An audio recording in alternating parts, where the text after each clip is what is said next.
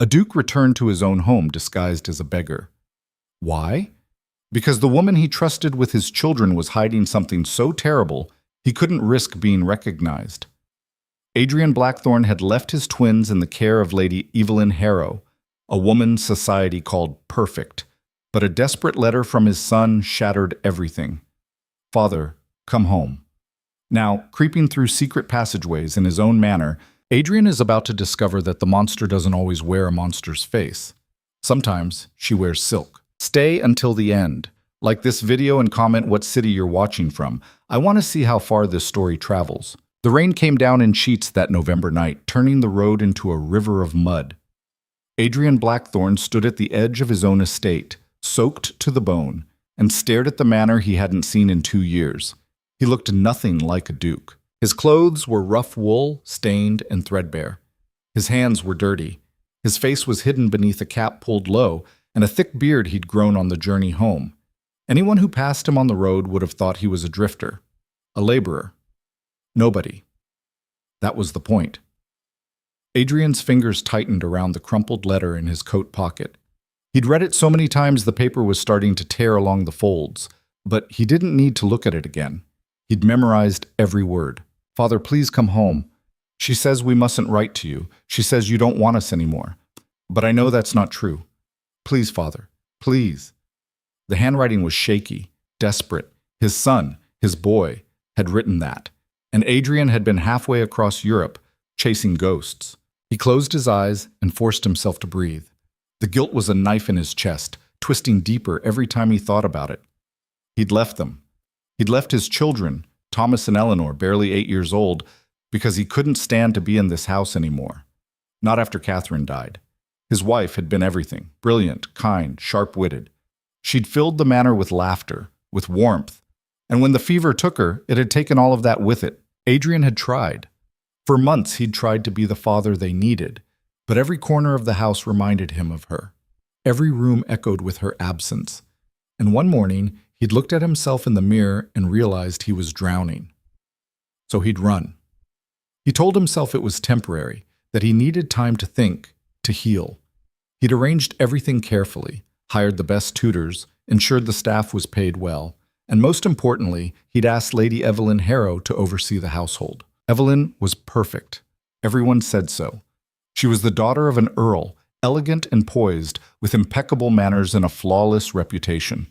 She'd been a friend of Catherine's once, and when Adrian had proposed the arrangement, offering her a position of authority in exchange for caring for his children until he returned, she'd accepted with grace. "It would be my honor," she'd said, her voice soft and sincere. Catherine would have wanted them looked after. "I'll treat them as my own." He'd believed her. He'd even gone further. Before he left, he'd promised her something else. When he returned, if she still wished it, they would marry. It made sense. She was appropriate. The children already knew her. Society would approve. And maybe, he'd thought, it would help him forget. But now, standing in the rain with his son's letter burning a hole in his pocket, Adrian wasn't thinking about marriage or propriety or what society expected. He was thinking about the fear in those words. She says we mustn't write to you. Why would Evelyn say that? She says you don't want us anymore.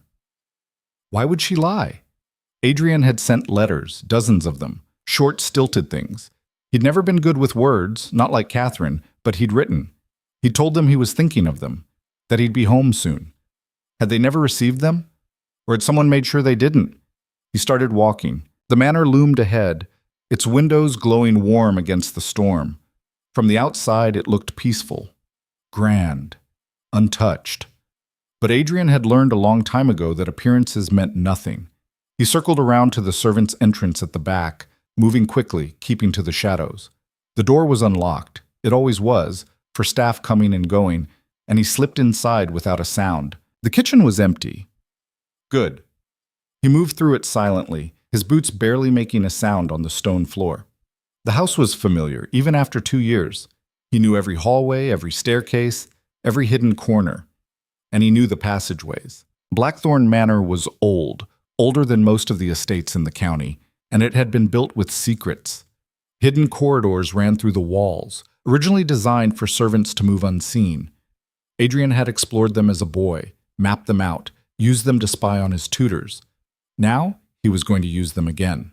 He found the entrance behind a panel in the larder, pressing the worn wood until it clicked and swung inward.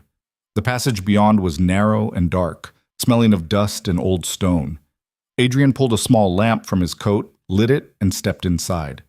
The passageway ran parallel to the main hall, with small openings at intervals, gaps in the walls where the original builders had left space for air and sound to pass through.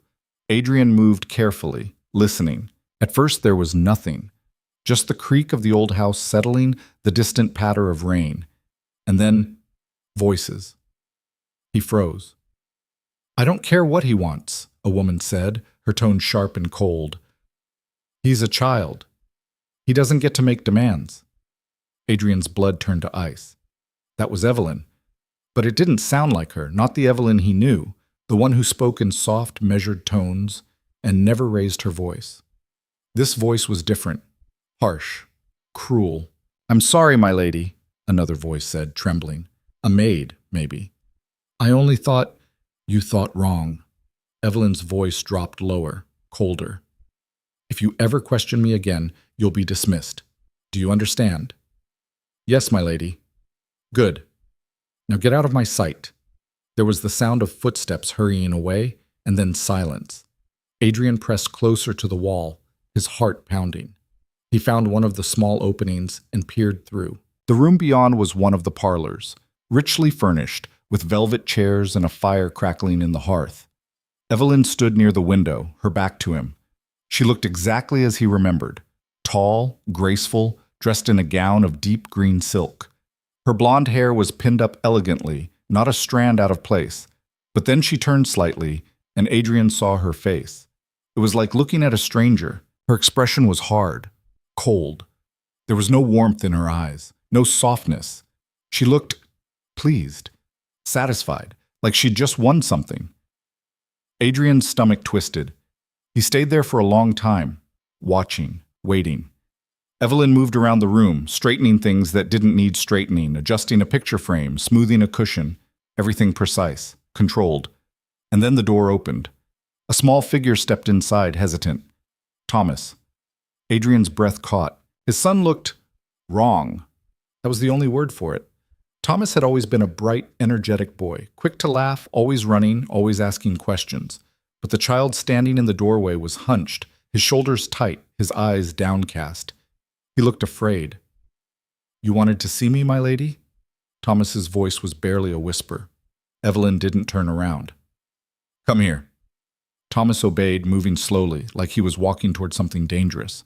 When he reached her, Evelyn finally looked at him. Her expression didn't change. "I understand you were asking the staff about your father again."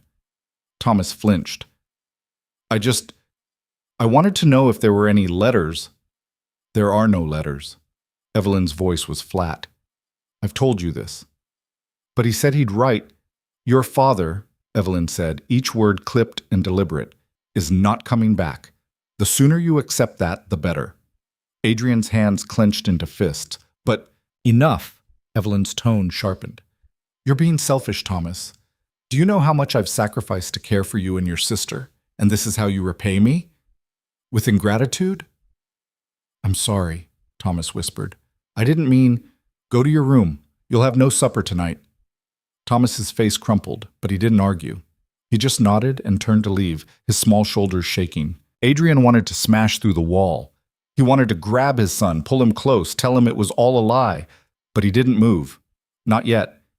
He watched as Thomas disappeared through the door, and then he watched as Evelyn's expression shifted, just for a moment, into something that looked almost like a smile. Not a kind smile, a satisfied one. Adrian pulled back from the opening, his chest heaving. He felt sick, furious, helpless. He'd left his children with a monster, and she'd hidden it so well that no one had suspected. He forced himself to keep moving, to keep exploring. If this was what she showed when she thought no one was watching, what else was happening in this house? The passageway led him upstairs toward the children's wing. He moved slowly, carefully, listening at each opening. And then he heard it, crying. Soft, muffled, but unmistakable. Eleanor. Adrian found the gap in the wall and looked through. His daughter was sitting on her bed, her face buried in her hands, her small body shaking with sobs. The room was cold. He could see her breath misting in the air, and the fire in the hearth had burned down to embers. No one had tended it. Adrian's jaw tightened, and then the door opened. A woman stepped inside carrying a tray. She was young, mid-20s maybe, with dark hair tied back and a simple gray dress. A maid, but she didn't move like the others he'd seen. There was no hurry in her steps, no fear. She set the tray down gently on the bedside table and knelt beside Eleanor. "Hey," she said softly. "It's all right." Eleanor looked up, her face blotchy and tear-streaked. She said, "Father doesn't love us anymore." "That's not true." The maid's voice was firm but kind. "Don't listen to her, Ellie. Your father loves you. I know he does." "But he left." "Sometimes people leave because they're hurt," the maid said, "not because they don't care. And he's going to come back, I promise." Eleanor sniffled. "How do you know?" The maid smiled, a small, sad smile. "Because fathers don't forget their children, not the good ones." She reached over and pulled a blanket around Eleanor's shoulders, then stirred the fire back to life. The room began to warm. "You should eat something," the maid said, nodding toward the tray. "I brought your favorite, honey cakes." Eleanor's expression brightened just a little.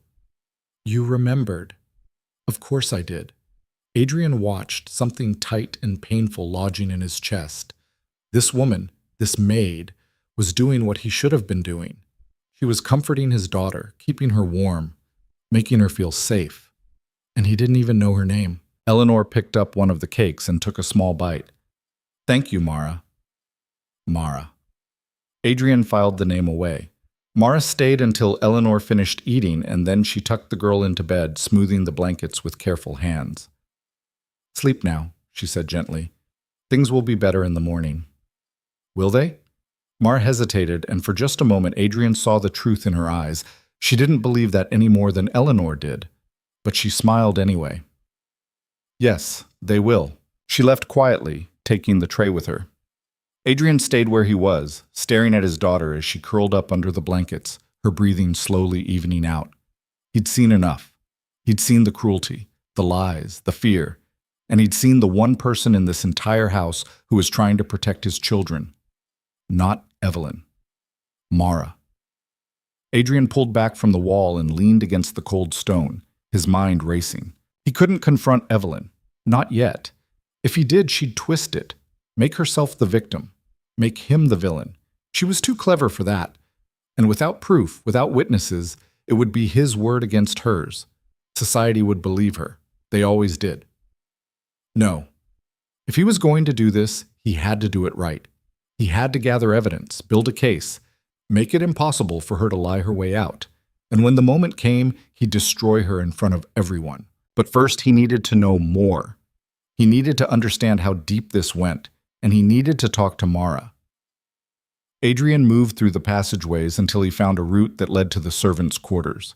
It was late. Most of the staff would be asleep by now, but he could hear faint movement from one of the rooms. He pressed his ear to the wall and listened. "Can't keep doing this," a woman's voice said. Mara. "If she finds out, she won't." Another voice. Male. Older. "You're careful." "I'm not careful enough. She's watching me. She knows She suspects. She doesn't know. There's a difference." A pause. "I can't leave them," Mara said quietly. "Not while she's here. You might not have a choice." "Then I'll make one." Adrian frowned. What did that mean? He stayed there listening, but the conversation shifted to quieter tones, too low for him to make out. Finally, he pulled away. He had enough for now. He made his way back through the passageways, carefully retracing his steps until he reached the servants' entrance again. The rain had eased to a drizzle, and the night was still and silent. Adrian stepped outside and walked to the edge of the grounds, where he'd hidden a small pack earlier. Inside was everything he'd need for the next few days. Plain clothes, a few coins, a razor. He wasn't going to hide forever. But he wasn't going to reveal himself yet either. Not until he had everything he needed. Adrian looked back at the manor one last time, his jaw set. Evelyn thought she'd won. She thought she had control, but she'd made one mistake. She'd underestimated him, and she had no idea he was watching. Adrian spent the next 3 days as a ghost in his own home. He moved through the passageways like smoke, watching, listening, cataloging every cruelty, every lie. He learned the rhythms of the house. When Evelyn held court in the drawing room, when the children were summoned for their lessons, when the staff whispered in corners they thought were safe. Nothing was safe. Not anymore. He watched Evelyn smile at the vicar during afternoon tea, her voice honey-sweet as she spoke about the poor dears and how devoted she was to their care. He watched her turn that same face toward Thomas an hour later, her words sharp as glass when the boy spilled ink on his copybook. "Clumsy, just like your mother." Thomas had gone pale. Eleanor, sitting across from him, had gripped her pen so hard her knuckles went white. Adrian had to leave the passageway before he did something stupid. But it was the small moments that cut deepest. The way Evelyn would brush past Eleanor without acknowledging her. The way she'd correct Thomas in front of the tutors, her tone dripping with disappointment. The way she'd smile afterward, like she'd done something noble. And through it all, there was Mara. She appeared in the margins of the house, always quiet, always careful. She brought the children extra blankets when the nights turned cold. She smuggled them food when Evelyn sent them to bed without supper. She told them stories when they couldn't sleep, her voice low and steady through the walls. Adrian started following her, not obviously, just tracking her movements, learning her patterns. She woke before dawn, worked until late, and seemed to sleep less than anyone else in the house. She never complained, never argued, but she also never stopped looking out for his children.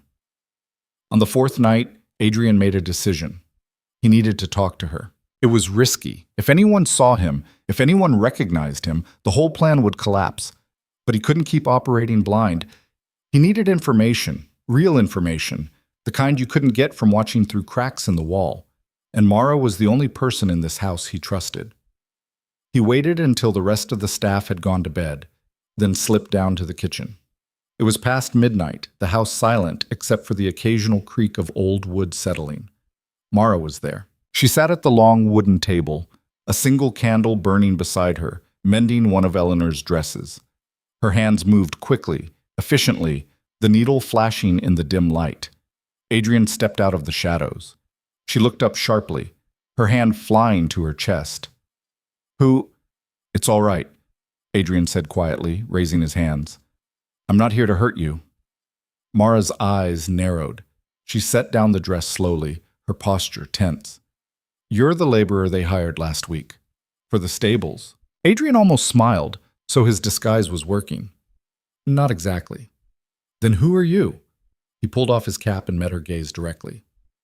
"Adrian Blackthorne." For a long moment, Mara just stared at him.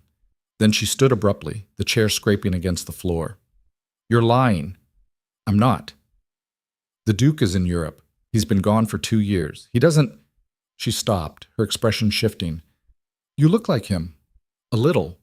But that doesn't mean—" "Thomas wrote to me," Adrian said. "A letter. He said, 'Father, please come home. She says we mustn't write to you. She says you don't want us anymore.'" He paused. "He signed it, your son, who still believes in you." Mara went very still. "No one else knows about that letter," Adrian continued, "because it never went through the regular post. Thomas slipped it to a farmer who was passing through, paid him with a button from his coat. The farmer brought it to me in Paris." Mara sank back into her chair, her face pale. "It's really you." "Yes." She looked at him, really looked, taking in the rough clothes, the beard, the dirt under his nails.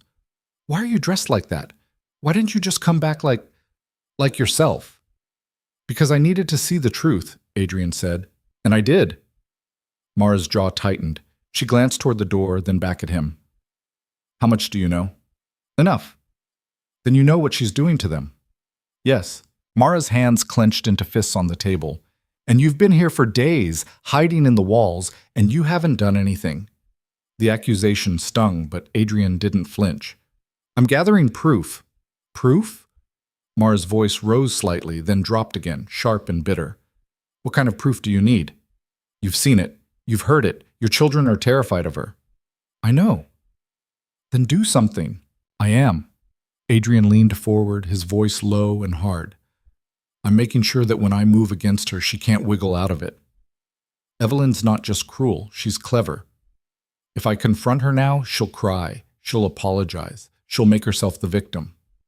And society will believe her because that's what they want to believe. That I'm the one who abandoned my children and she's the saint who stepped in. Mara stared at him. You're going to destroy her. Publicly. How? I don't know yet. Adrian ran a hand through his hair, frustrated. That's why I need your help. Mara laughed, short, harsh. My help? I'm a maid. No one listens to me. You're the only person in this house who's protected my children, Adrian said. That makes you worth more than anyone else here. She looked away, her expression unreadable. You don't know what you're asking. Then tell me. Mara was silent for a long moment. Then she sighed and folded her hands on the table. Evelyn's been planning this for a long time, longer than you think. Planning what? To replace you. Adrian frowned. What do you mean? She wants your title, your estate, your power, and the easiest way to get it is to marry you, which she's already arranged, but she also needs to make sure the children depend on her completely. So when you come back, they'll side with her, not you. Adrian's stomach turned. That's why she's been telling them I don't care. Exactly. She's been poisoning them against you for months. Every letter you sent, she burned them. Every time they asked about you, she told them you'd forgotten them. She wanted them to hate you. But it didn't work. No, Mara said quietly, because they're stubborn, especially Thomas. He kept insisting you'd come back, kept writing letters, even though she forbade it. So she started punishing him, harder each time. Adrian's hands clenched. And you stopped her. When I could, Mara's voice was tight, but I can't be everywhere. And she's getting worse, more paranoid. She knows someone's been helping them, and she's trying to figure out who. Has she threatened you? Not directly, but she watches me, questions the other staff about me. She's looking for an excuse to get rid of me. Then we don't have much time. Mara looked at him sharply. What are you planning? A dinner, Adrian said. Evelyn's been hosting them regularly, hasn't she? For the local gentry, the vicar, the magistrate, showing off how well she's managing the estate. Yes, there's one scheduled for next week. Perfect. Adrian's mind was already working, piecing together the plan. I'll let her have her dinner, let her play the gracious hostess, the devoted guardian, and then I'll walk in, as myself, and tear her mask off in front of everyone. Mara stared at him. That's insane. It's the only way. She'll deny everything. She'll make you look like the villain. Not if I have proof. Adrian leaned forward. I need you to help me gather it. Letters, if she's kept any. Witness testimony from the staff. Anything that shows what she's really been doing. The staff won't talk, Mara said flatly. They're too scared of her. Then I'll make them less scared of her than they are of me. Mara shook her head slowly. You're risking everything on one moment. If it goes wrong, it won't. You don't know that. No, Adrian admitted. But I know I can't let this continue. And I know that if I don't act now, she's going to do something worse. Mara was quiet for a long moment. Then she exhaled slowly. All right, I'll help you, but on one condition. Name it. When this is over, when she's gone, you stay. You don't leave again. Those children need you, and I won't help you destroy her just so you can disappear a second time. Adrian met her gaze. I'm not going anywhere. Mara searched his face, then nodded. Good. They spent the next hour going over the details. Mara told him everything she knew, the names of the staff who'd witnessed Evelyn's cruelty, the places where she might have kept records, the timing of the upcoming dinner. And she told him about the children. Thomas doesn't talk much anymore, she said quietly. He used to be so bright, always asking questions, always running around. Now he's quiet, careful, like he's afraid of taking up too much space. Adrian's chest tightened. And Eleanor, Mara continued, she started having nightmares. She wakes up crying, calling for her mother. I try to calm her down, but she trailed off, shaking her head. They're breaking, my lord, slowly. And if you don't stop it soon, there won't be anything left to save. Adrian swallowed hard. I will, I promise. Mara nodded, but her expression was uncertain, like she wanted to believe him but didn't quite dare. There's something else, she said after a moment. Something you should know. What? Evelyn's been meeting with someone. A man. He comes late at night through the side entrance. I don't know who he is, but they talk in her study for hours. Adrian frowned. Do you know what they're discussing? No, but I heard her mention your name once and something about legalities. Adrian's jaw tightened. She's planning something. I think so. Then we need to move faster. Mara hesitated. There's a risk. If she finds out you're here, she won't. But if she does, then I'll deal with it. Adrian stood, pulling his cap back on. Keep doing what you've been doing. Protect the children. And if anything changes, if she does anything worse, you find me. I'll be in the passageways. Mara nodded slowly. All right. Adrian started toward the door, then paused. Mara.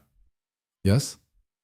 Thank you for everything you've done for them. She looked away, her expression tight. I didn't do it for you. I know.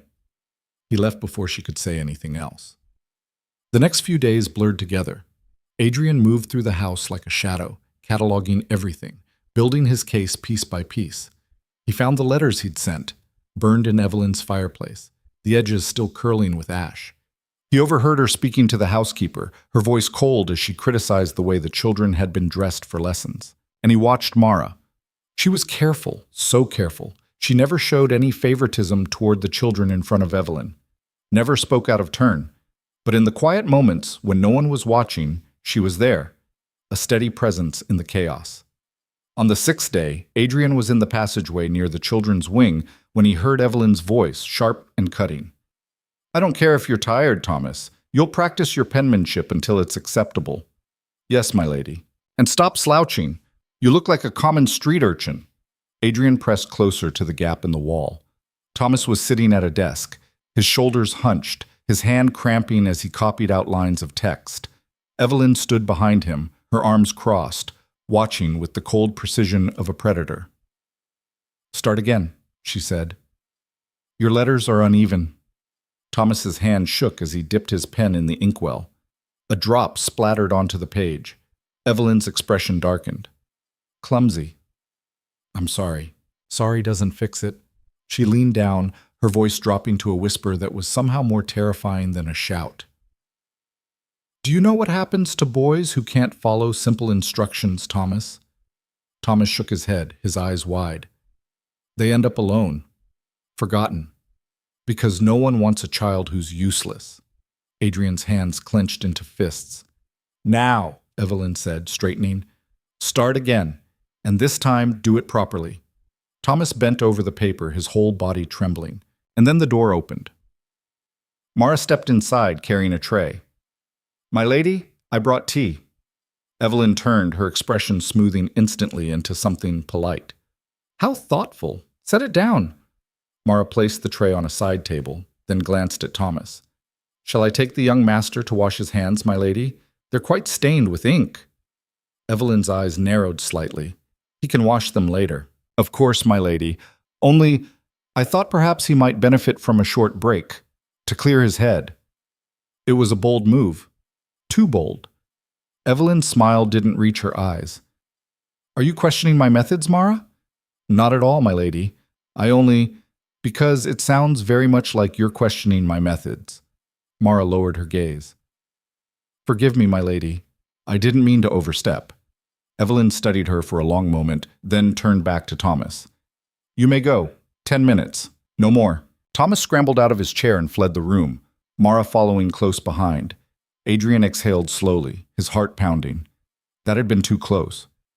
He waited until Evelyn left, then made his way through the passageways to the servants' wing. He found Mara in the hallway, leaning against the wall, her face pale. You all right? He asked quietly. She jumped, then pressed a hand to her chest. You need to stop doing that. Sorry. Mara shook her head. She's watching me. I told you. I can feel it. Then be more careful. I am being careful, but those children... She broke off, her voice tight with frustration. I can't just stand there and watch her break them. You won't have to, not much longer. Mara looked at him, her expression hard. It better not be. Adrian nodded. The dinner's in 3 days. I'll be ready. And if she finds out you're here before then? She won't. You keep saying that, but you don't know. She stopped abruptly, her eyes widening. Adrian turned. Evelyn was standing at the end of the hallway. For a moment, no one moved. Then Evelyn's gaze shifted from Mara to Adrian, her expression cold and assessing. Who, she said slowly, are you? Adrian's mind raced. He couldn't reveal himself. Not yet. Not like this. He pulled his cap lower and ducked his head. Just a worker, ma'am, helping with the stables. Evelyn took a step closer. I don't recall hiring anyone new. The steward did, ma'am, last week. Did he? It wasn't a question. Evelyn's eyes narrowed. She looked at Mara again, and something dark flickered across her face. And what exactly are you discussing with the stable hand, Mara? Nothing, my lady, Mara said quickly. He was only asking directions to the... Don't lie to me. Mara went silent. Evelyn stepped closer, her gaze locked on Adrian. Look at me. Adrian kept his head down. Yes, ma'am. I said look at me. Slowly, Adrian raised his eyes. Evelyn stared at him for a long, terrible moment, and then her expression shifted, just slightly. A flicker of recognition, uncertainty. You, she said quietly. I know you. Adrian's heart slammed against his ribs, and then Mara stepped forward, her voice sharp. My lady, forgive me. I sent him to fetch firewood for the children's room. The temperatures dropped, and I didn't want them to catch cold. Evelyn's gaze snapped to her. Did I ask you to speak? No, my lady, but... Be silent. Mara clamped her mouth shut. Evelyn turned back to Adrian, her eyes narrowing. What's your name? John, ma'am. John, she repeated, her tone skeptical. And where are you from, John? Manchester, ma'am. Evelyn circled him slowly, like a hawk circling prey. You don't look like a laborer. I've been working since I was a boy, ma'am. Is that so? She stopped in front of him, tilting her head. Then show me your hands. Adrian hesitated, then held them out. Evelyn examined them, her expression unreadable. His hands were dirty, calloused from the journey, but they weren't the hands of a man who'd spent his life doing manual labor. Evelyn knew it. Interesting, she murmured. You have the hands of someone who's done some work. But not enough. Adrian said nothing. Evelyn smiled, cold, sharp. I think you're lying, John, and I don't tolerate liars in my household. I'm not lying, ma'am. Then prove it. Go to the stables and muck out the stalls, all of them, by morning. Adrian met her gaze. Yes, ma'am. Evelyn held his stare for a moment longer, then turned and walked away, her skirt swishing behind her. The moment she was gone, Mara grabbed Adrian's arm. You need to leave. Now. I'm not leaving. She knows, or she suspects. Either way, you're in danger. So are you. Mara's grip tightened. This isn't about me. Yes, it is. Adrian pulled his arm free, his voice low and fierce. You think she's going to let this go? She'll come after you next. She'll find a reason to dismiss you, or worse. Then I'll deal with it. Not alone. Mara stared at him, her jaw tight. Then she shook her head. You're impossible. So I've been told. She exhaled sharply, then glanced down the hallway. If you're staying, you need to be smarter. Don't let her corner you again. I won't. And stay away from the children. If she sees you near them, I know. Mara nodded, but her expression was still tense, worried. Adrian wanted to reassure her, to tell her it would be all right, but he wasn't sure it would be. Not anymore. That night, Adrian didn't sleep. He stayed in the passageways, moving from room to room, watching the house like a predator stalking prey. Evelyn's suspicion hung in the air like smoke, and he knew she wasn't going to let it go. She was hunting for him now. Around 3 a.m, he heard her. She was in her study, and she wasn't alone. Adrian found the gap in the wall and pressed his eye to it. Evelyn sat behind her desk, perfectly composed despite the late hour. Across from her was a man Adrian didn't recognize. Middle-aged, well-dressed, with the calculating eyes of a lawyer. You're certain? The man was saying. I'm not certain of anything, Evelyn said coldly, but I know what I saw. And I don't believe in coincidences. It could be nothing. A drifter looking for work. With hands like that? No. Evelyn drummed her fingers on the desk. Someone sent him, or he came on his own. Who would send him? Evelyn was quiet for a moment. Then she said, Adrian. The lawyer frowned. The Duke? He's been in Europe for 2 years. Why would he suddenly… I don't know. But if he's back, if he's been watching… She stopped, her jaw tightening. We need to move faster. The contracts aren't ready yet. If you push the magistrate now… I'm not asking for your opinion, Evelyn snapped. I'm telling you what needs to happen. I want those guardianship papers finalized by the end of the week. Adrian's blood ran cold. Guardianship papers. She was trying to take legal custody of his children. That's aggressive, the lawyer said carefully. If the Duke returns and contests it, he won't. He abandoned them. I have witnesses. Staff who'll testify that he hasn't written, hasn't visited, hasn't shown any interest in their welfare. But he has written. You told me. Dun. And I destroyed the letters, Evelyn said smoothly. No one can prove they existed. As far as anyone knows, Adrian Blackthorne walked away from his children and never looked back, and She smiled, cold and sharp. I stepped in to save them. The lawyer shifted uncomfortably. It's still risky. Everything worth having is risky. Evelyn leaned back in her chair. Once I have legal guardianship, it doesn't matter if he comes back. The children will be mine. The estate will be mine. And he'll have no claim to any of it. Adrian's hands clenched into fists. And what about the maid? The lawyer asked. The one you mentioned. If she's been helping the children, she's a problem, Evelyn said flatly. But a small one. I'll deal with her. How? I'll find a reason to dismiss her. Theft, maybe? Or insubordination. Doesn't matter. Once she's gone, there'll be no one left to contradict me. The lawyer nodded slowly. And the man you saw today? The one you think might be connected to the Duke? Evelyn's smile widened, predatory. I'm going to find out who he is, and if he's here on Adrian's behalf, I'm going to make sure he regrets it. Adrian pulled back from the wall, his mind racing. She was moving faster than he'd anticipated. The dinner was still 2 days away, but if she pushed the guardianship papers through before then, it wouldn't matter what he exposed. She'd have a legal claim, and fighting it would take months, maybe years. He couldn't wait. He had to act now.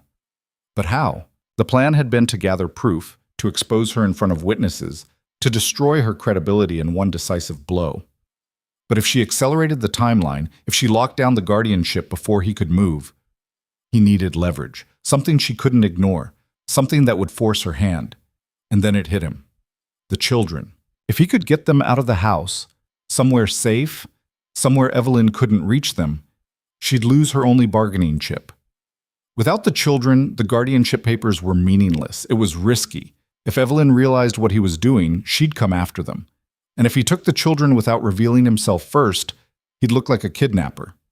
But he didn't have a choice. He made his way through the passageways to the children's wing, moving quickly, quietly. It was late. They'd be asleep by now. But he had to talk to them, had to warn them. He found the gap near Thomas's room and looked through. The boy was awake. He sat on the edge of his bed, still dressed, his small hands clenched in his lap. His face was pale, his eyes red-rimmed. Adrian's chest tightened. He tapped lightly on the wall. 3 short knocks, barely audible. Thomas's head snapped up. He stared at the wall, frowning. Adrian knocked again. Thomas stood slowly and crossed to the wall, pressing his ear against it. Hello? Adrian kept his voice low, barely a whisper. Thomas, don't be afraid. The boy jerked back, his eyes wide.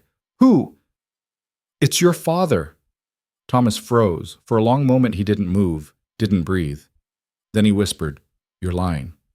I'm not. My father's in Europe. He doesn't… Thomas's voice cracked. He doesn't want us anymore. That's what she told you, Adrian said quietly. But it's not true. I've been here, Thomas, watching, waiting, and I'm going to get you out. Thomas's breathing was ragged now, his small body shaking. Prove it. Prove you're really him. Adrian thought fast.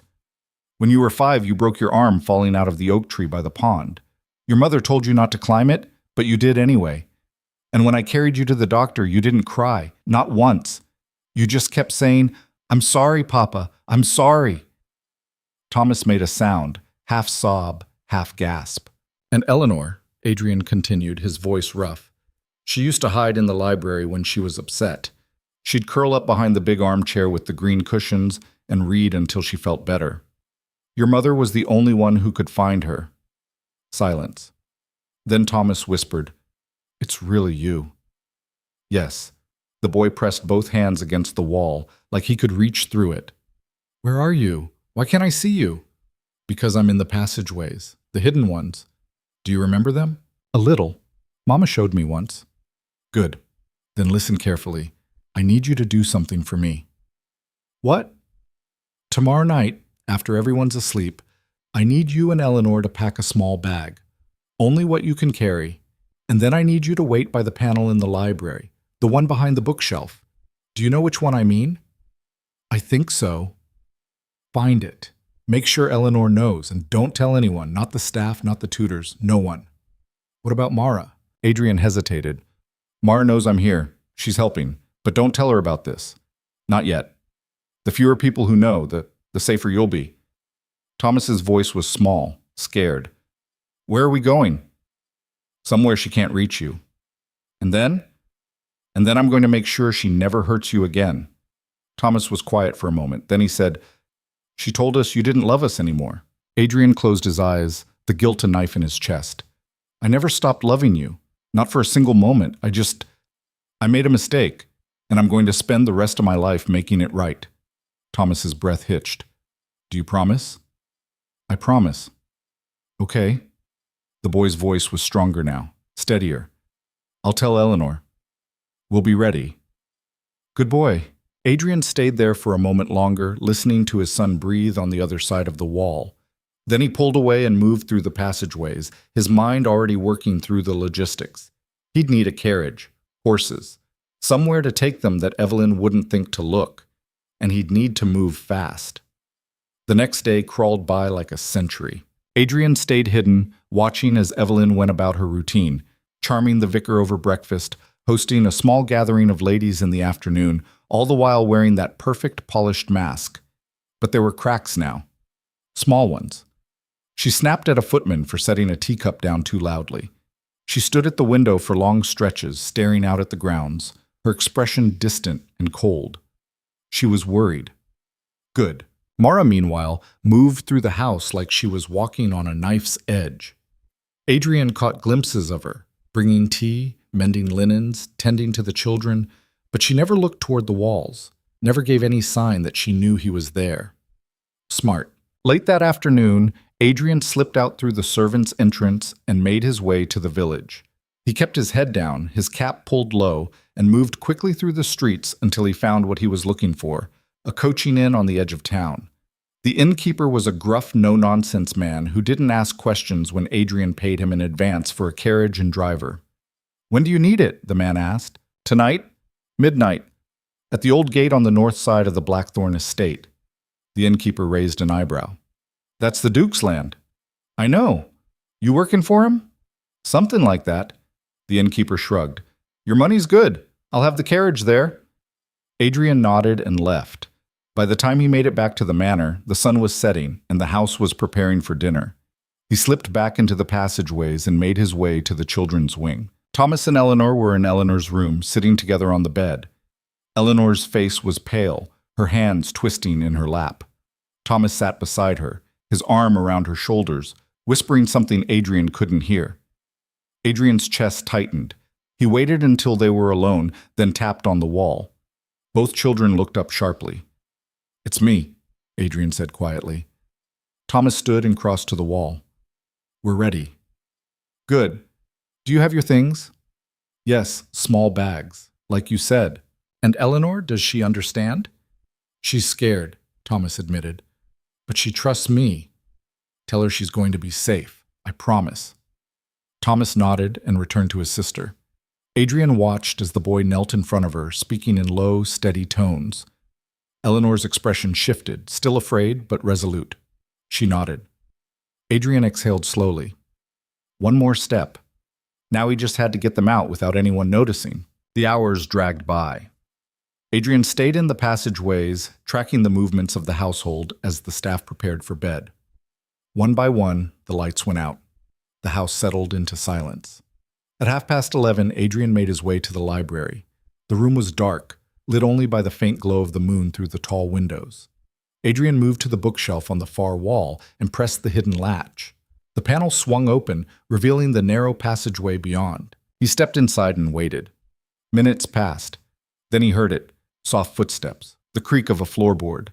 Thomas appeared first, carrying a small canvas bag. Eleanor followed close behind, clutching a worn stuffed rabbit. Adrian's throat tightened. He stepped forward, and both children froze.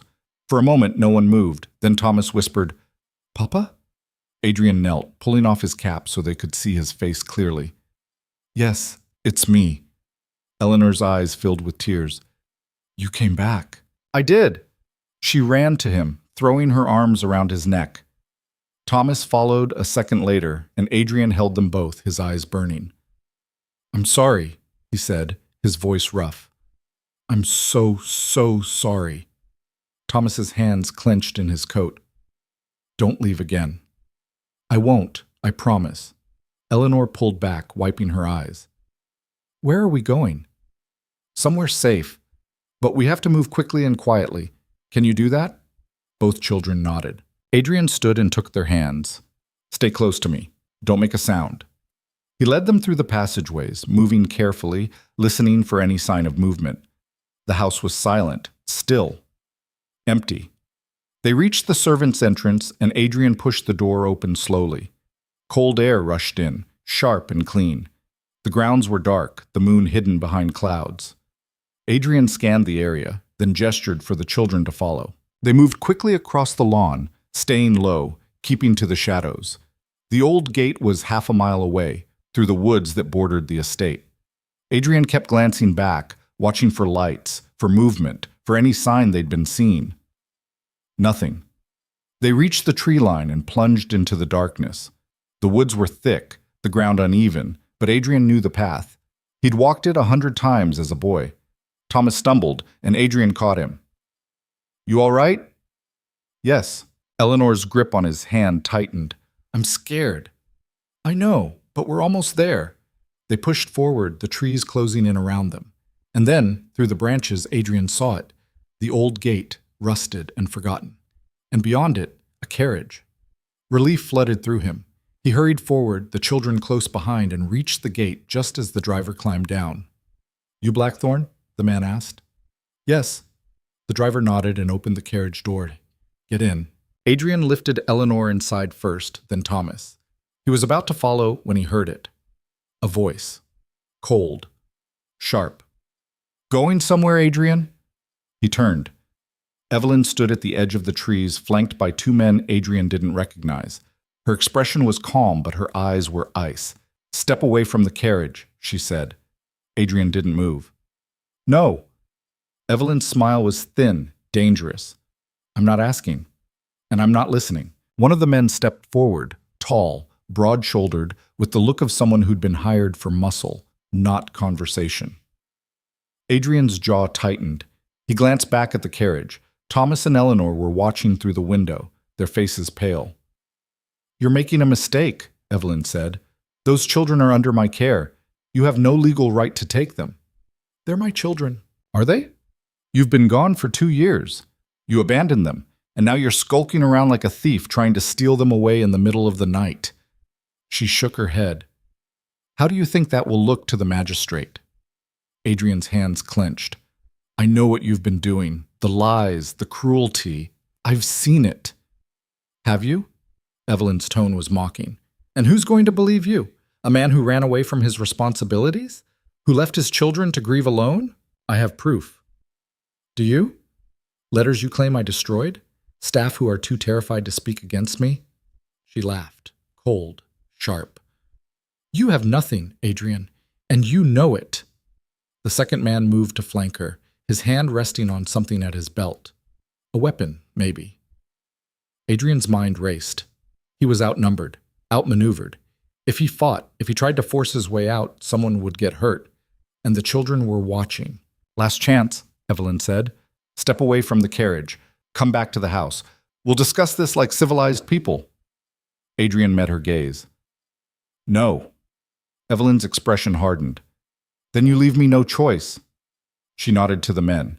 They moved forward, and then, from the darkness, a voice rang out. Stop! Everyone turned. Mara stepped out of the trees, her face pale but resolute. In her hands, she held a thick leather-bound ledger. Evelyn's eyes narrowed. What are you doing here? I followed you, Mara said. Her voice was steady, but Adrian could see her hands shaking. I heard you talking to your lawyer. I know what you're planning. You know nothing. I know you've been stealing from the estate, Mara said. She held up the ledger. This is the household account book, the real one, not the one you show the solicitors. I found it in your study. Evelyn's face went white. There are discrepancies, Mara continued. Thousands of pounds, missing over the last 2 years. You've been siphoning money, hiding it, preparing to disappear once you had control of the children and the estate. That's a lie. Is it? Mara's voice was hard now, fierce. Then why is your name on withdrawals the Duke never authorized? Why are there payments to people who don't exist? Why? Give me that book. No. Evelyn's composure cracked. Give it to me, or I'll have you arrested for theft. Go ahead, Mara said. I'll give it to the magistrate myself. Let him decide who's telling the truth. For a long, terrible moment, no one moved. Then Evelyn lunged. She was fast, faster than Adrian expected, but Mara was faster. She twisted away, clutching the ledger to her chest. One of the men grabbed for her, and Adrian moved without thinking. He slammed into the man, driving him back, and the two of them hit the ground hard. The driver shouted something, and the horses reared. Adrian heard Evelyn scream, not in fear, but in fury. He looked up just in time to see her grab Mara's arm, her nails digging in. You ruined everything, Evelyn hissed. Mara shoved her back hard. No, you did that yourself. Evelyn stumbled, her heel catching on a root. She fell, hitting the ground with a sharp cry. The second man hesitated, looking between Evelyn and Adrian, clearly unsure what to do. Adrian stood slowly, breathing hard. It's over, Evelyn. She looked up at him, her face twisted with rage and something else, desperation. You think you've won? She said, her voice shaking. You think this changes anything? I'll fight you. I'll drag you through every court in England. I'll make sure everyone knows what kind of father you really are. Go ahead, Adrian said. But you won't have the children, and you won't have my name. Evelyn's hands clenched in the dirt. You can't do this to me. Watch me. He turned to Mara. Get in the carriage. She hesitated, then nodded and climbed inside. Adrian followed, pulling the door shut behind him. He looked out the window one last time. Evelyn was still on the ground, her perfect facade shattered, her eyes burning with hate. Drive, Adrian said. The carriage lurched forward, and the last thing Adrian saw before the trees swallowed them was Evelyn, alone in the dirt, screaming his name. The carriage rattled through the darkness, wheels churning over rough country road. Inside, no one spoke. Thomas and Eleanor sat pressed against Adrian's sides, their small bodies trembling. Mara sat across from them, the ledger still clutched in her lap, her knuckles white. Her arm bore angry red scratches where Evelyn's nails had dug in. Adrian stared out the window, watching the trees blur past. His heart was still hammering, adrenaline making his hands shake. They'd made it out, barely, but it wasn't over. Where are we going? Thomas finally asked, his voice small. Adrian looked down at his son. The coaching inn first, then... He paused. He hadn't thought that far ahead. Somewhere safe. What about the manor? Eleanor whispered. What about home? Adrian's jaw tightened. We'll go back, but not yet. When? When I've made sure she can't hurt you anymore. Mara spoke up, her voice rough. She'll come after us. You know that. I know. She has resources, connections. She'll spin this, make you look like the villain, make herself the victim. Let her try. Adrian met Mara's gaze. You have the ledger. That's proof she's been embezzling. That's fraud. The magistrate won't ignore that. Won't he? Mara's laugh was bitter. She's the daughter of an earl. You're a duke who abandoned his children for 2 years. Who do you think society will believe? Adrian didn't answer because he knew she was right. The coaching inn appeared through the trees, its windows glowing warm against the night. The driver pulled to a stop in the yard and Adrian climbed out first, helping the children down. Mara followed, moving stiffly. The innkeeper emerged, wiping his hands on his apron. He took one look at them, dirty, disheveled, the children wide-eyed with fear, and his expression shifted to something guarded. "You said you needed the carriage for business," he said slowly. "I did. I do." Adrian reached into his coat and pulled out more money than the journey was worth. "I need rooms, 3 of them, and I need your discretion." The innkeeper looked at the coins, then at Adrian's face. Whatever he saw there made him nod. "Upstairs, end of the hall. I'll bring food." "Thank you." They climbed the narrow stairs in silence. The rooms were small but clean, with simple beds and thin curtains. Adrian settled the children in one, Mara in another, and took the third for himself, though he had no intention of sleeping. Once the children were in bed, Eleanor curled around her rabbit, Thomas lying stiff and watchful. Adrian returned to the hallway. Mara's door was open. She sat on the edge of the bed, staring at the ledger in her hands. "May I?" Adrian asked from the doorway. She looked up, then nodded. He stepped inside and closed the door behind him. For a moment, neither of them spoke. Then Mara said, "I didn't plan this. Finding the ledger. Following her tonight, I just—" She broke off, shaking her head. "I couldn't let her take them." "Thank you," Adrian said quietly. "If you hadn't been there—" "Don't!" Mara's voice was sharp. "Don't thank me. I didn't do it for you." "I know." She looked away, her jaw tight. "You should have told me you were planning to take them tonight." "I couldn't risk it. The fewer people who knew—" "I'm not people," Mara snapped. "I've been protecting those children for months while you were off feeling sorry for yourself. I've earned the right to know when you're about to do something reckless." Adrian's hands clenched. "You're right." Mara blinked. "What?" "You're right.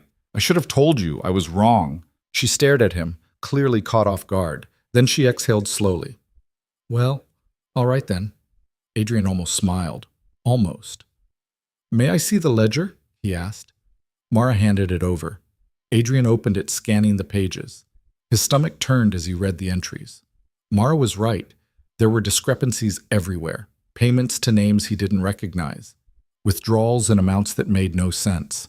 All of it carefully documented in Evelyn's precise handwriting. She'd been stealing from him for 2 years. "How did you find this?" he asked. "I didn't. Not at first." Mara rubbed her face, exhausted. "I'd seen her with it a few times. She kept it locked in a drawer in her study.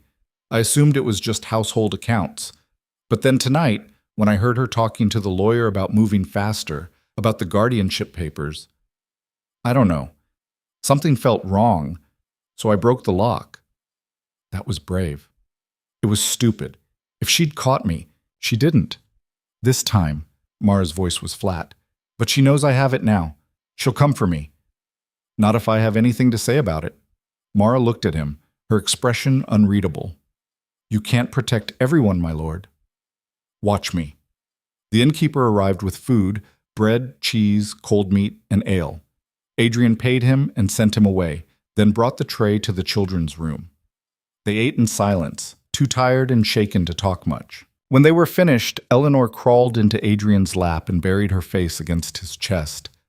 "I don't want to go back," she whispered. Adrian stroked her hair. "We have to, eventually." "But she'll be there." "No, she won't." Thomas looked up sharply. "You're going to make her leave?" "Yes." "How?" Adrian met his son's gaze. "I'm going to tell the truth, in front of everyone. And I'm going to make sure she can never lie her way out of it." Thomas's expression was uncertain, wavering between hope and doubt. "What if they don't believe you?" "They will." "But what if—" "Thomas." Adrian's voice was firm but gentle. "I'm not leaving you again. I'm not letting her win. I promise." The boy studied him for a long moment. Then he nodded, just barely. Adrian stayed with them until they fell asleep, then returned to his own room. He sat by the window, the ledger open in front of him, and began to plan. He couldn't just show up at the manor and demand justice. Evelyn would deny everything. She'd claim he was unstable, that he'd stolen his own children, that the ledger was a forgery. No. He needed witnesses, credible ones. People society would listen to, and he needed to force Evelyn into a position where she couldn't hide. The dinner. She'd been planning it for weeks. A grand event for the local gentry, the vicar, the magistrate. A chance to show off how well she'd been managing the estate, how devoted she was to the children. What if Adrian turned it into something else? What if he crashed it, not as a beggar, but as himself? As the Duke of Blackthorn, returned home to reclaim what was his. And what if he brought proof? Adrian's mind began to work faster. He'd need to get back into the manor before the dinner. He'd need to gather more evidence. Letters, witness statements, anything that corroborated what was in the ledger. And he'd need Mara's help. The next morning, Adrian woke before dawn. He found Mara already up, sitting in the common room with a cup of tea. "We're going back," he said. She looked at him. "When?" "Today. But not openly. I need to get into the house without Evelyn knowing. The passageways." "Yes." Mara set down her cup. "What are you looking for?" "Everything. Letters I wrote that she claimed were never sent. Records of the staff she dismissed for questioning her. Anything that shows a pattern." "And what about the children?" "They stay here, with the innkeeper's wife. I'll pay her to watch them." Mara frowned. "They won't like that." "I know, but I can't risk bringing them back, not yet." She was quiet for a moment. Then she said, "I'm coming with you." "Mara, don't argue. You'll need someone who knows where things are kept, who can move through the house without raising suspicion." "That's me." Adrian wanted to argue, but she was right. "All right," he said, "but if anything goes wrong, if she sees you, I'll handle it." They told the children over breakfast. Eleanor cried, clinging to Adrian's coat. Thomas just went quiet, his face pale. "It's only for a day," Adrian said, kneeling in front of them. "Maybe 2. And then we'll come back, and we'll go home. Together." "You promise?" Eleanor whispered. "I promise." The innkeeper's wife, a round, kind-faced woman named Mrs. Gibbs, agreed to watch them for a generous sum. She took the children upstairs to her private quarters, chattering cheerfully about the kittens in the barn. Adrian watched them go, his chest tight. Then he and Mara left. They traveled on foot, cutting through the woods to avoid the main road. It took most of the morning, but by midday, they were back on the Blackthorn estate, moving carefully through the trees. The manor looked the same as always, grand, imposing, untouchable. But Adrian knew better now. They entered through the old gate and made their way to the servants' entrance. Mara went in first, slipping through the door like she belonged there. Adrian followed a few minutes later, keeping his head down. Inside, the house was quiet, too quiet. "Where is everyone?" Adrian whispered. "In the east wing," Mara said. "Evelyn's holding court. She does that when she's rattled, gathers the staff, reminds them who's in charge." "Good. That gives us time." They made their way to the passageways. Adrian led, moving quickly through the familiar corridors. They went to Evelyn's study first. The room was immaculate, as always. But when Adrian began searching the drawers, he found something strange. Empty spaces. Gaps where papers should have been. "She's been burning things," Mara said, peering over his shoulder. "Look, there's ash in the fireplace. Fresh."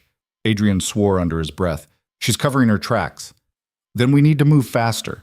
They searched for another hour, going through every room Evelyn had access to. They found scraps, a half-burned letter, a receipt for a payment to one of the men who'd been with her the night before. It wasn't enough. "The staff quarters," Mara said suddenly. "She dismissed 3 maids in the last year. If any of them left things behind, letters, notes, where?" "Storage. In the cellar." They went down together, descending the narrow stairs into the cold, dark basement. The storage room was crammed with trunks and boxes. Years of accumulated belongings. Mara started pulling them open, searching methodically. Adrian did the same. And then he found it. A small wooden box shoved in the back corner. Inside were letters, dozens of them, all addressed to Thomas and Eleanor, all in Adrian's handwriting, all unopened. Adrian's hand shook as he lifted them out. She kept them. "Why would she do that?" Mara asked. "Insurance, in case she needed proof I'd been neglectful." Adrian's voice was hard. "She was going to use these to show I didn't care enough to make sure they were delivered." "But they prove the opposite. They prove you wrote." "Exactly." Adrian tucked the letters into his coat. "This is what we need." They continued searching and found more: notes from dismissed staff members, ledgers that didn't match the official accounts, even a draft of the guardianship petition. By the time they finished, Adrian had enough evidence to bury Evelyn 10 times over. "Now what?" Mara asked. "Now we wait," Adrian said. "The dinner is tomorrow night. I'll be there, and I'll bring all of this with me." They made their way back through the passageways, moving carefully. But as they neared the servants' entrance, Adrian heard voices. He froze. "Don't care what you think," Evelyn was saying, her voice sharp. "I want this house searched, every room, every corner. If he's here, I want him found." Adrian's pulse spiked. He grabbed Mara's arm and pulled her back into the shadows. Through a gap in the wall, he could see Evelyn standing in the hallway, flanked by 2 men, different ones this time, larger and meaner looking. "And the maid?" one of them asked. "The one who took the ledger?" "If you find her, bring her to me." Evelyn's smile was cold. "I have questions." Adrian's jaw tightened. They needed to get out. Now. He led Mara through a different route, one that came out near the kitchens. They slipped through the door just as the sound of boots echoed down the hallway. Evelyn's men, searching. They ran. Out into the yard, through the gardens, into the woods. Adrian didn't stop until they were deep in the trees, the manor hidden behind them. Mara doubled over, breathing hard. That was close. Too close. Adrian glanced back. She's panicking. That's good. Good! She nearly caught us. But she didn't. And now she's off balance. Desperate. That's when people make mistakes.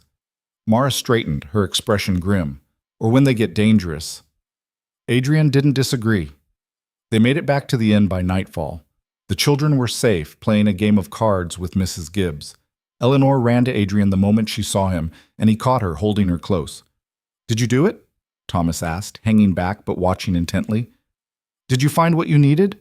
Adrian pulled the letters from his coat and held them up. "Yes." Thomas's eyes widened. "Those are letters I wrote to you every week for 2 years. She kept them, never let you see them." Thomas's face crumpled. He reached out and took one, his hand shaking as he opened it.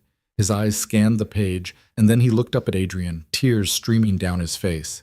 "You didn't forget us," he whispered. "Never." Eleanor grabbed another letter, then another. She read them silently, her small body trembling. Adrian knelt in front of them. "I'm going to make this right. Tomorrow night I'm going to end this, and then we're going home." "What if she stops you?" Eleanor asked. "She won't." "How do you know?" Adrian looked at Mara, who stood in the doorway, her arms crossed. Then he looked back at his children. "Because I'm not alone anymore." The next evening, Adrian stood in front of the mirror in his room at the inn, staring at his reflection. He'd shaved, washed, put on the clothes he'd brought from Europe, a tailored coat, a crisp shirt, polished boots. For the first time in weeks, he looked like himself, like a duke. Mara appeared in the doorway.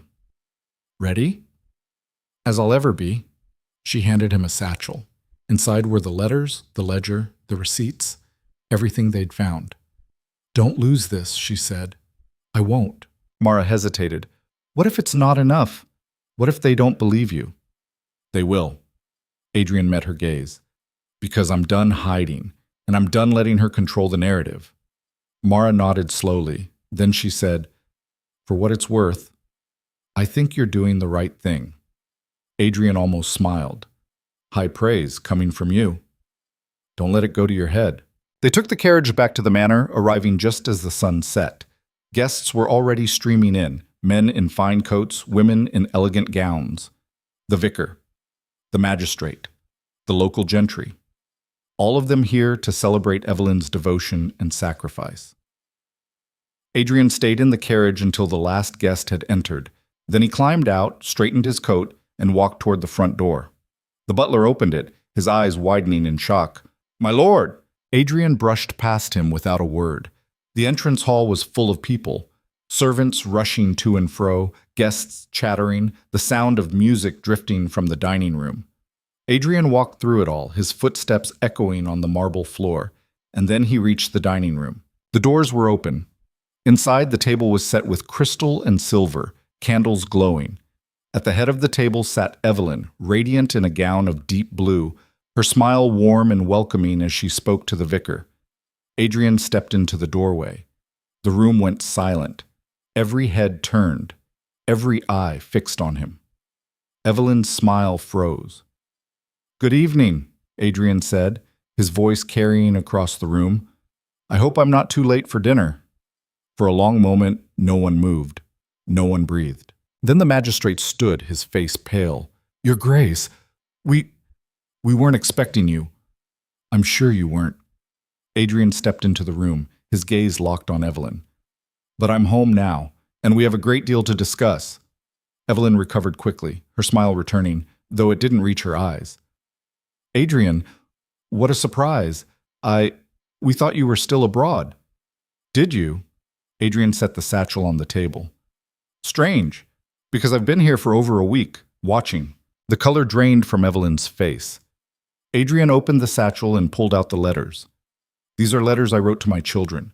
Every week for 2 years. Letters you told them never existed." Gasps rippled through the room. He pulled out the ledger next. "And this is proof that you've been embezzling from my estate. Thousands of pounds. All carefully documented in your own handwriting." Evelyn stood abruptly. "That's a lie." "Is it?" Adrian's voice was hard. "Then explain the payments to people who don't exist. Explain the withdrawals you made without authorization. Explain why you've been meeting with lawyers in secret, trying to gain guardianship of my children." The magistrate leaned forward, his expression grave. "Is this true, Lady Harrow?" Evelyn's mouth opened, closed. This is absurd. He's been gone for 2 years. He abandoned his children. I stepped in to care for them, and this is how he repays me? With accusations?" "I didn't abandon them," Adrian said. "I left them in your care because I trusted you, and you used that trust to terrorize them." "That's not true." "Then let's ask them." Adrian turned to the doorway. "Mara, bring them in." Mara appeared, Thomas and Eleanor at her sides. The children stepped into the room, their small faces pale but determined. Evelyn's expression shifted, just for a moment, into something like panic. "Thomas," Adrian said gently, Tell them what she did." Thomas looked at Evelyn. Then he looked at the magistrate. "She told us our father didn't love us anymore," he said, his voice shaking but clear. "She said he didn't want us. She burned his letters so we'd never know he was writing, and when I tried to ask about him, she locked me in my room without food." Eleanor stepped forward. "She said mean things. She said we were clumsy and stupid and that Mama would be ashamed of us." A wave of shocked murmurs swept through the room. Evelyn's face twisted. "They're lying. They're children. They don't understand." "I understand perfectly," Thomas said, his voice stronger now. "You're cruel, and you're a liar." The magistrate stood. "Your Grace, these are serious allegations." "I have proof," Adrian said. He gestured to the ledger, the letters, the documents spread across the table. "Everything you need." The magistrate picked up the ledger, flipping through it. His expression grew darker with each page. Finally, he looked up at Evelyn. "Lady Harrow, I believe you have some explaining to do." Evelyn's mask shattered. "You can't do this to me," she hissed, her voice raw. "I gave up everything for these children. I sacrificed—" "You sacrificed nothing," Adrian said coldly. "You saw an opportunity and you took it. You thought you could control my children, steal my estate, and no one would ever question you because you're an earl's daughter, and I was a grieving widower." "You were weak." "Yes," Adrian said. "I was. But I'm not anymore." He turned to the magistrate. "I want her removed from this house, tonight, and I want a full investigation into her finances." The magistrate nodded slowly. "It will be done." Evelyn's face went white. "You can't. This is my home." "This was never your home," Adrian said. "It was theirs." He gestured to Thomas and Eleanor. "And you tried to take it from them." Evelyn looked around the room, searching for support, for sympathy. She found none. The guests stared at her with expressions ranging from shock to disgust. The vicar looked away. Even the servants, watching from the doorway, wouldn't meet her eyes. She was alone. "Get out," Adrian said quietly. Evelyn's hands clenched. For a moment she looked like she might fight, might scream, might lash out one last time. Then she turned and walked out of the room, her head held high, her footsteps echoing on the marble floor. The front door slammed, and she was gone. The room erupted into whispers. Adrian turned to the magistrate. "Thank you." The man nodded, still looking shaken.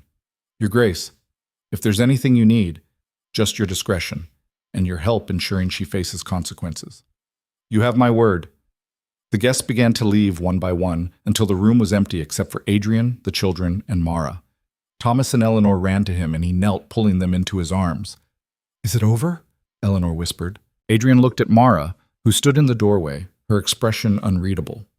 Yes, he said. It's over. But it wasn't over. Not really. Adrian knew that the moment he woke the next morning, sunlight streaming through the windows of his own bedroom, his real bedroom, not some hidden corner or coaching inn. The children were safe. Evelyn was gone. The immediate danger had passed, but the damage she'd done didn't disappear with her. Thomas barely spoke at breakfast. He sat at the table, pushing eggs around his plate, his eyes distant. Eleanor kept looking at the door like she expected Evelyn to walk back in at any moment. And the servants moved through the house like ghosts, uncertain, afraid to meet Adrian's eyes. He'd won the battle, but the war, the one against fear, against the wounds Evelyn had left, that was going to take longer. Mara appeared in the doorway of the dining room, still wearing the same plain gray dress she'd worn the night before. She looked exhausted. The magistrate is here, she said quietly. He wants to speak with you. Adrian nodded and followed her to the study.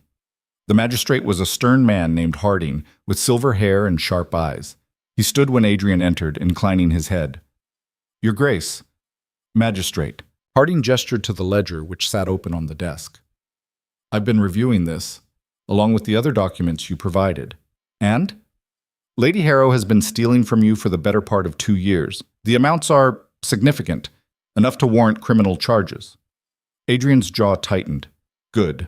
However, Harding continued carefully, prosecuting a woman of her status will be complicated. Her father is an earl. She has connections, influence, and public opinion. Well, there will be those who view this as a private family matter, not a criminal one. She terrorized my children. I understand that, and I agree that what she did was reprehensible. But the courts... He paused. The courts move slowly, and they favor people like her. Adrian leaned forward. Then what are you suggesting? I'm suggesting that if you want justice, you'll need more than just evidence. You'll need witnesses, people who are willing to testify publicly about what they saw. I have Mara, a maid.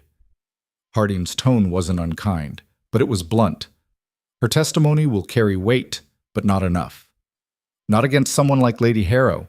You need others, tutors, staff, people who saw what was happening and can corroborate the claims. Adrian glanced at Mara, who stood by the window, her arms crossed. Will they talk? They're scared, Mara said quietly. Evelyn made sure of that. She dismissed anyone who questioned her, threatened the rest. Most of them won't risk their livelihoods. Then I'll make sure they don't have to risk anything, Adrian said. He turned back to Harding. What do I need to do? Gather testimonies, document everything, and be prepared for a fight. Lady Harrow won't go quietly. Adrian exhaled slowly. I didn't expect her to. Harding stood, gathering his papers.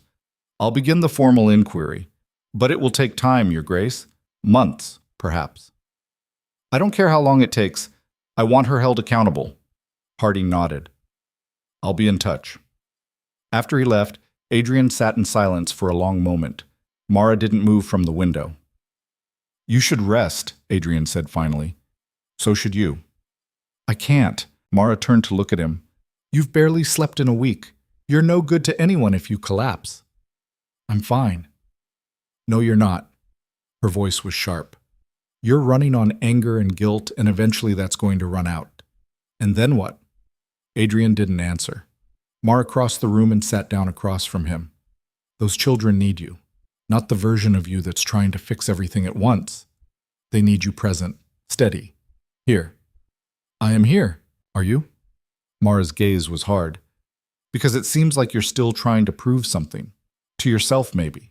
Or to her memory. Adrian flinched. Don't. Catherine's gone, Mara said, her voice softer now. I know that's hard, but she wouldn't want this. She wouldn't want you destroying yourself to make up for leaving. You didn't know her. No. But I know grief, and I know what it does to people. Mara leaned forward. You can't bring her back. but you can still be a father to them, if you let yourself. Adrian's hands clenched on the desk. I don't know how. Then figure it out, one day at a time. She stood and left before he could respond. Adrian sat there for a long time staring at the empty chair across from him. Then he stood and went to find his children. He found them in the library. Eleanor was curled up in the big armchair, the one with the green cushions, reading a book. Thomas sat on the floor, building something out of wooden blocks. Adrian paused in the doorway, watching them. They looked so small, so fragile. Eleanor looked up. Papa? May I come in? She nodded. Adrian crossed the room and sat on the floor beside Thomas. The boy glanced at him, then back at his blocks. What are you building? Adrian asked. A castle. It's a good castle. Thomas didn't respond. Adrian watched him for a moment, then said quietly, I'm sorry. Thomas's hand stilled. For what? For leaving. For not being here when you needed me. Thomas set down the block he was holding. Mara said you were sad. Because of Mama. I was. I am. Adrian's throat tightened. Your mother she was everything. And when she died, I didn't know how to keep going, so I ran away. And I left you to deal with it alone. We missed you, Eleanor said softly from her chair. I missed you too. But you still left, Thomas said, his voice small and accusing. I did, and that was wrong. Then why did you do it? Adrian looked at his son, really looked at him, at the hurt in his eyes, the anger, the confusion. Because I was afraid, Adrian said. Afraid that I couldn't be the father you deserved. Afraid that I'd fail you the way I failed your mother. You didn't fail her, Eleanor said. I couldn't save her. Nobody could. Thomas's voice was quiet. She was sick. The doctor said so. Adrian nodded, his chest aching. I know, but it didn't feel that way. It felt like I should have done something. Anything. Is that why you left? Thomas asked. Partly, but mostly I left because I was selfish. I thought about what I needed, not what you needed. And that's something I have to live with. Thomas stared at him for a long moment. Then he said, Are you going to leave again? No. You promise? Adrian met his son's gaze. I promise. I'm staying, for as long as you'll have me. Thomas's expression wavered. Then, slowly, he nodded. Eleanor climbed down from her chair and crossed to Adrian, wrapping her arms around his neck. I'm glad you're home. Adrian held her close, his eyes burning. So am I. The weeks that followed were strange, difficult. The magistrate's inquiry moved forward, slowly but steadily. Staff members were interviewed, documents were reviewed. Word spread through the county about what had happened, and suddenly everyone had an opinion. Some people believed Adrian. Others thought he was overreacting, that Evelyn had been a saint and he was tarnishing her name out of spite. The gossip was vicious. Adrian ignored most of it. He focused on the children, on rebuilding routines, on trying to make the manor feel like home again. But it was hard. Thomas still had nightmares. He'd wake up screaming, convinced Evelyn was back, and it would take Adrian hours to calm him down. Eleanor stopped eating. She'd sit at the table, staring at her plate, and refused to touch anything until Mara coaxed her into taking a few bites. And the staff, the ones who'd stayed, moved through the house like they were waiting for the other shoe to drop. Adrian called a meeting one morning, gathering everyone in the main hall. They stood in nervous clusters, whispering to each other, avoiding his eyes. Adrian waited until they were all assembled, then spoke. I know the last few years have been difficult, he said. I know Lady Harrow created an environment of fear. And I know many of you are still afraid of losing your positions, of retribution, of speaking out.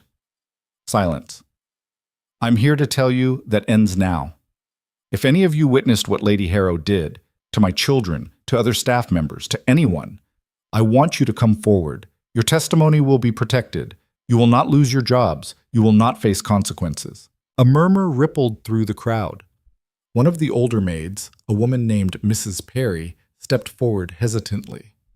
Your Grace, what if we're afraid of what people will say outside this house? Then I'll stand with you, Adrian said. Every single one of you. I will not let anyone punish you for telling the truth. Mrs. Perry looked uncertain.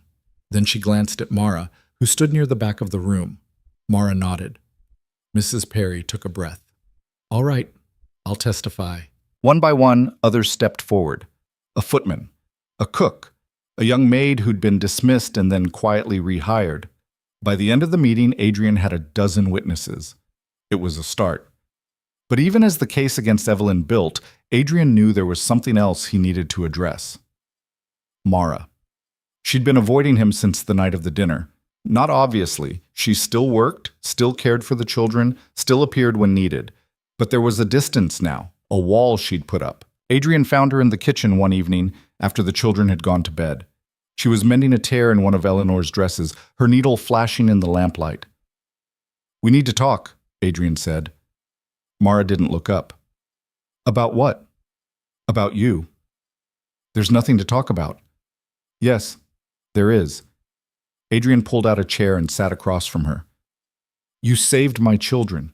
You stood up to Evelyn when no one else would. You risked everything, and I haven't even thanked you properly. I told you. I didn't do it for you. I know, but I'm thanking you anyway. Mara set down the dress and finally met his gaze. What do you want from me, my lord? I want you to stop calling me that, for one thing. She blinked. What? My lord, your grace, all of it. My name is Adrian. That would be inappropriate. So is half of what we've done in the last few weeks. Adrian leaned forward. You're not just a maid, Mara. You never were. And I'm not going to keep pretending you are. Mara's jaw tightened. Then what am I? I don't know yet, but I'd like to find out. She stared at him, her expression unreadable. Then she shook her head. You're not thinking clearly. I'm thinking more clearly than I have in years. No, you're grateful, and you're lonely, and you're confusing that with... She broke off, looking away. With what? Mara stood abruptly. This isn't appropriate. You're a duke. I'm a servant. That's how the world works. The world, Adrian said quietly, also thought Evelyn was a saint. The world was wrong. Mara's hands clenched. It doesn't matter what I think, or what you think. Society won't accept it. Then society can go to hell. Mara laughed, short, bitter.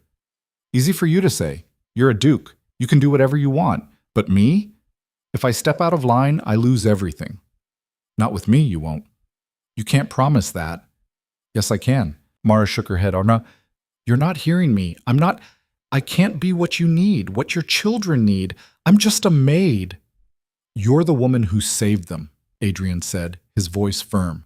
You're the one who stood between them and a monster. You're brave and kind and stronger than anyone I've ever met. And if you think for 1 second that I see you as just a maid, then you haven't been paying attention. Mara's eyes glistened. Don't do this. Do what? Make me hope. Adrian stood and crossed to her, stopping just close enough that she had to look up at him. I'm not making you do anything. I'm just telling you the truth. And the truth is, I don't know what happens next. I don't know how to be a father again. I don't know how to run this estate or fix what Evelyn broke. But I know I don't want to do any of it without you. Mara's breath hitched. Adrian, you don't have to answer now. You don't have to answer at all, but I needed you to know. He turned to leave, but Mara caught his arm. Wait. He stopped. She looked up at him, her eyes searching his face. If I stay, if I let myself believe this, and it doesn't work, I won't survive it. It'll work, Adrian said quietly. I promise you, it'll work. You can't know that. No, but I can try. Mara was silent for a long moment. Then, slowly, she nodded. All right. All right? I'll stay. Not as a maid, as, she hesitated, as whatever this is. Adrian felt something loosen in his chest, something he hadn't realized was clenched tight. Thank you, he said. Mara smiled, small, tentative. Don't thank me yet. You might regret it. I won't. 2 months later, the magistrate's inquiry concluded. Evelyn was formally charged with fraud and embezzlement. She fled before the trial, disappearing somewhere on the continent. Adrian didn't care. She was gone. That was enough. But society cared, and society had opinions. At a winter ball hosted by one of the neighboring estates, the whispers followed Adrian like smoke. He heard them, fragments of gossip, thinly veiled judgments. Poor man, taken advantage of by that dreadful woman. But to accuse an earl's daughter so publicly, and now he's promoting that maid, the one who testified, it's unseemly. Adrian ignored it, until he saw the way Mara tensed beside him, her shoulders stiff, her smile forced. She'd come as the children's governess, her new official title. But everyone knew what that meant, and everyone was watching. Then Evelyn appeared. She shouldn't have been there. She was supposed to be in hiding, disgraced, powerless. But there she was, standing at the edge of the ballroom in a gown of blood-red silk, flanked by two men Adrian didn't recognize. The room went silent. Evelyn crossed the floor, her heels clicking on the marble. She stopped in front of Adrian, her smile cold and sharp. "Hello, Adrian." "Evelyn." His voice was flat. "You're not welcome here." "Oh, I think I am. After all, I have friends. Influential ones. People who believe I've been wronged." Adrian's jaw tightened. "You embezzled from my estate. You abused my children. You're a criminal." "Alleged criminal," Evelyn corrected. "The charges haven't been proven." "They will be." Evelyn's smile widened. "Will they? Because I have witnesses too. People who will testify that you're an unstable, negligent father, that you abandoned your children and only came back to ruin me out of spite." Murmurs rippled through the crowd. Adrian took a step forward. "Say whatever you want. It won't change the truth." "The truth?" Evelyn's laugh was sharp. "The truth is what people believe, Adrian, and right now half this room thinks you're the villain." "Let them think it. And what about her?" Evelyn's gaze shifted to Mara. "The little maid you've elevated. Do you think anyone here sees her as anything but a social climber, a woman who manipulated her way into your bed?" Mara's face went pale. Adrian stepped between them. "Don't you dare!" "It's fine," Mara said quietly. She moved to stand beside Adrian, her chin lifted. "Let her talk. I'm not afraid of her anymore." Evelyn's eyes narrowed. "You should be." "Why?" Mara's voice was steady. "Because you have money? Connections? None of that changes what you are. A coward who preys on children." The room erupted into whispers. Evelyn's smile faltered. "You have no proof." "We have plenty of proof," Adrian said. He pulled a folded document from his coat and held it up. 12 witness testimonies, financial records, and the letters you tried to destroy. He turned to the crowd. "Lady Evelyn Harrow is a thief and a liar. She stole from my estate, terrorized my children, and tried to take everything I had. And when I exposed her, she ran. That's not... She's here tonight because she thinks she can intimidate me into silence, because she thinks that if she makes enough noise, people will forget what she did." Adrian's voice grew louder, carrying across the ballroom. "But I won't forget. My children won't forget, and neither will the courts." He turned back to Evelyn. "You're done. And everyone in this room knows it." Evelyn's face twisted with fury. "You'll regret this." "No," Adrian said. "I won't." Evelyn stared at him, her hands clenched. Then she turned and walked out, her heels echoing in the silence. The moment the door closed behind her, the whispers began again. But different this time. Uncertain. Shifting. Adrian turned to Mara. "Are you all right?" She nodded, though her hands were shaking. "Yes." "Good." He took her hand, gently but deliberately, and turned to face the room. "This woman," he said, his voice clear and firm, "is not a maid. She's the governess of my children. And more than that, she's the person who saved them when no one else would. She's brave and kind and worth more than anyone in this room." Shocked silence. "And if anyone has a problem with that," Adrian continued, "they can leave." No one moved. Adrian squeezed Mara's hand. "Let's go." They walked out together, leaving the whispers behind. Winter gave way to spring. The legal battles continued, but Adrian stopped letting them consume him. He focused on the children, on the estate, on rebuilding. Thomas started laughing again. Not often, but enough that Adrian noticed. Eleanor began eating without prompting. She even started asking for seconds. And slowly, so slowly, the manor began to feel like home. Mara stayed. Not as a servant, but as something more. She took meals with the family, sat by the fire in the evenings, read to the children before bed. Adrian found himself watching her more and more. The way she smiled when Eleanor told a joke, the way she listened when Thomas talked about his studies, the way she moved through the house like she belonged there. Because she did. One afternoon in late spring, Adrian found her in the garden, planting flowers with Eleanor. "Papa," Eleanor called, waving a dirt-covered hand. "Look, Mara's teaching me about roses." Adrian smiled. "Is she?" "Yes, and she said we can plant a whole bed of them, for Mama." Adrian's chest tightened. He looked at Mara, who met his gaze and smiled, soft, sad, understanding. "That's a good idea," Adrian said. Eleanor beamed and went back to digging. Adrian sat down beside Mara on the grass. "Thank you." "For what?" "For helping them remember her, for not trying to replace her." Mara's expression softened. "I could never replace her." "I know, but you're still—" He paused, searching for the words. "You're still important. To them. To me." Mara looked away, her cheeks flushing. "Adrian, I know it's complicated. I know we're still figuring things out, but I meant what I said that night. I don't want to do this without you." Mara was quiet for a long moment. Then she said, "I don't want to do it without you either."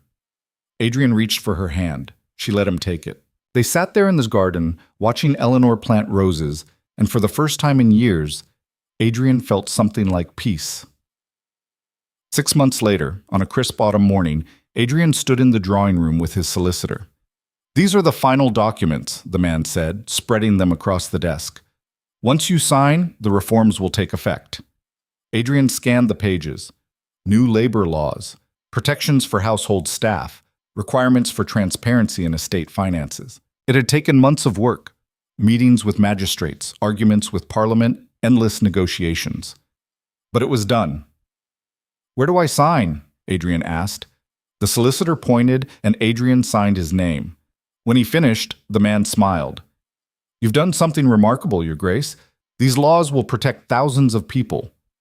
They should have existed already. Perhaps, but they didn't, and now they do, because of you." Adrian nodded, though he didn't feel like a hero. He felt like a man who'd learned a lesson too late and was trying to make up for it. The solicitor gathered the documents and left. Adrian stood alone in the drawing room, staring out the window at the grounds. Behind him, the door opened. Mara stepped inside, carrying a tray of tea. "You signed them," she said. "Yes." "Good." She set the tray down and crossed to stand beside him. "Are you happy?" Adrian thought about it. "I don't know if happy is the right word, but I'm settled, content." "That's a start." He looked at her. "Is it enough?" Mara smiled. "For now." Adrian turned to face her fully. "Mara, there's something I need to ask you." Her expression shifted. "What?" "I know we've been, whatever this is, for a while now. And I know it's unconventional, but I don't care about convention. Not anymore." Mara's breath caught. "Adrian, I want you to stay. Not as the governess. Not as—" He stopped, searching for the words. "I want you to stay as my equal, as someone who belongs here, with me, with the children." Mara's eyes filled with tears. "You're asking me to marry you." "No." Adrian took her hands. "I'm asking you to build something with me, something that doesn't look like what everyone expects. Something that's ours." Mara stared at him. "Society will never accept it. I don't care about society. Your children love you. They already do." "Adrian, say yes," he said quietly. "Please." Mara's tears spilled over. "Yes." Adrian pulled her close, and she buried her face against his chest, her shoulders shaking. "Yes," she whispered again. And for the first time since Catherine died, Adrian felt whole. On Christmas morning, the manor was full of light. Thomas and Eleanor tore through their presents, laughing and shouting, their voices echoing through the halls. Mara sat by the fire, watching them with a smile. Adrian stood in the doorway, taking it all in. This was what home felt like, not perfection, not the absence of pain, but the presence of something stronger. Thomas looked up and saw him. "Papa, come look!" Adrian crossed the room and knelt beside his son. What is it? A chess set, a real one. Eleanor ran over, clutching a doll. And Mara gave me this. Look, she made the dress herself. Adrian looked at Mara, who shrugged, her eyes warm. Thank you, he said. For what? For this. For them. For staying. Mara's smile widened. Where else would I go? Later, after the children had fallen asleep surrounded by wrapping paper and ribbons, Adrian and Mara sat together by the fire. Do you ever think about her? Mara asked quietly. Catherine? Every day? Does it hurt? Less than it used to? Adrian looked at her. She would have liked you, I think. Mara's eyes shone. I hope so. She would have. She always liked people who didn't back down. They sat in comfortable silence for a while. Then Mara said, What happens now? I don't know, Adrian admitted, but whatever it is, we'll figure it out, together. Mara leaned her head against his shoulder. Together. Outside, snow began to fall, soft, quiet, covering the grounds in white. Inside, the fire crackled, and the house was warm. And for the first time in a long time, the Duke of Blackthorn was home. Not because the walls were familiar, or because the title was his, but because the people inside them mattered. And that, Adrian had finally learned, was what made a place worth fighting for.